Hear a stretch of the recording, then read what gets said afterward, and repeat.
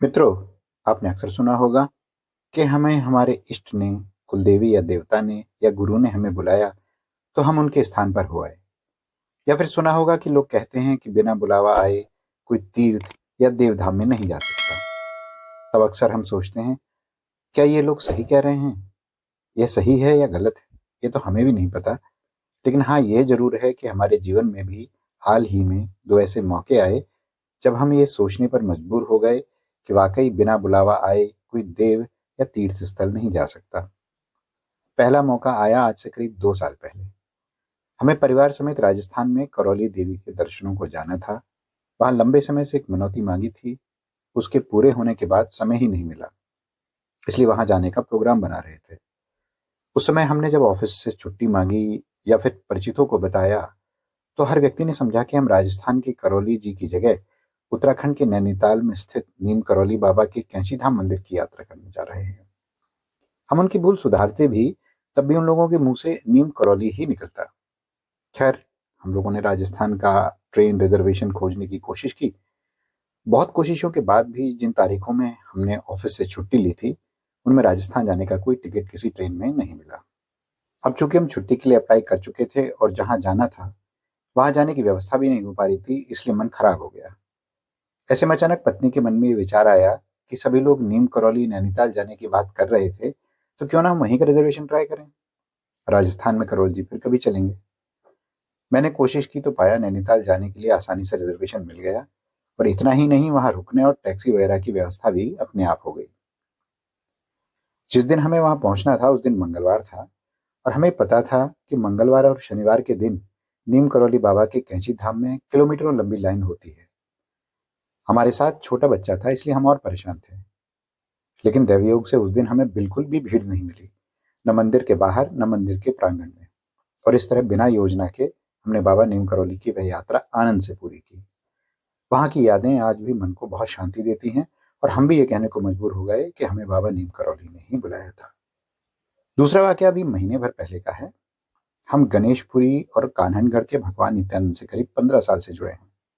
इतने समय में हमने कई बार सोचा कि गणेशपुरी जाकर समाधि मंदिर और दूसरे पवित्र जगहों के दर्शन करेंगे, लेकिन कभी वहां जाने की प्लानिंग करें, इतनी हिम्मत ही नहीं जुटा पाए। उत्तर भारत से मुंबई की दूरी करीब 1000 किलोमीटर है। मुंबई की ट्रेनों में महीनों की वेटिंग होती है, और ट्रेन में समय भी काफी लगता है। पता नहीं ऑफिस से एक साथ इतनी छुट्टी मिल पाएगी कि नहीं। दूसरी तरफ फ्लाइट से जाने का विचार ही नहीं आया, क्योंकि पूरे परिवार समेत आने जाने और ठहरने का खर्च सोचकर ही हिम्मत टूट जाती थी। इसलिए मन मारकर यही कह देते थे कि जब बाबा बुलाएंगे तो गणेशपुरी जाएंगे। लेकिन दिसंबर माह के अंत में अचानक मन में ऐसी ललक उठी कि कैसे भी हो मुंबई और गणेशपुरी पहुंचा जाए। वहां भगवान नित्यानंद की भक्त मंडली और सम्मानित जनों के दर्शन भी करने थे, जिनसे संपर्क में तो थे लेकिन कभी देखा ही नहीं था, या कुछ ऐसे भी सज्जन थे कि जिन्हें देखे करीब 12-13 साल हो गए थे। पत्नी ने सलाह दी कि सब लोग फिर हो आएंगे, पहले आप ही हो आइए। मन जाना चाहता भी था और अकेले जाना खल भी रहा था। खैर, फ्लाइट के टिकट के लिए खर्चे का सोचकर मन कुछ उदास हुआ, क्योंकि इसकी प्लानिंग नहीं की थी। जैसे तैसे टिकट बुक कराया। उसी समय एक मेडिकल इमरजेंसी आ गई। लगा बाबा कैसी परीक्षा ले रहे हैं, क्या टिकट के पैसे बर्बाद हो जाएंगे। डॉक्टर ने सलाह दी कि मुंबई से होकर आने में कोई समस्या नहीं है, आखिर 2 ही दिन के लिए तो जा रहे थे। ऑफिस में भी साधारणतः 2 दिन की जो छुट्टी मिलती है वैसी मिल गई थी। समय आने पर जब मुंबई पहुंचे, बाबा की भक्त मंडली और सम्मानित जनों के दर्शन किए, तो भरोसा ही नहीं हो रहा था कि ये सब सच है। लग रहा था कि ये सब सपना है। शाम को जब गणेशपुरी के समाधि मंदिर में शाम की आरती का हिस्सा बने, तो अपने सौभाग्य पर भरोसा ही नहीं हो रहा था। अब तक इंटरनेट पर बहुत सारे फोटो और वीडियो देखे थे, लेकिन जो अनुभूति बड़े बाबा के साक्षात दर्शन करके हुई, उसका वर्णन नहीं किया जा सकता। इतना ही नहीं, मुंबई के एक भक्त सज्जन अपने ऑफिस से छुट्टी लेकर मेरे साथ वहां रात में रुके। सुबह 3 बजे जाकर हमने गर्म कुंड में स्नान किया, भीमेश्वर मंदिर में पूजा करके भगवान नित्यानंद का अभिषेक देखा, वहां का अमृत प्रसाद चखा। इसके बाद शालिग्राम स्वामी, कुटीराम स्वामी की समाधि के दर्शन किए, माँ भद्रकाली की आरती और माँ वज्रेश्वरी देवी पर प्रसाद अर्पण करने का सौभाग्य मिला। अन्नपूर्णा भोजनालय का स्वादिष्ट भोजन अभी तक याद है। वहां से आने का मन ही नहीं हो रहा था। किसी तरह वापस मुंबई आए और शाम को वापस अपने घर।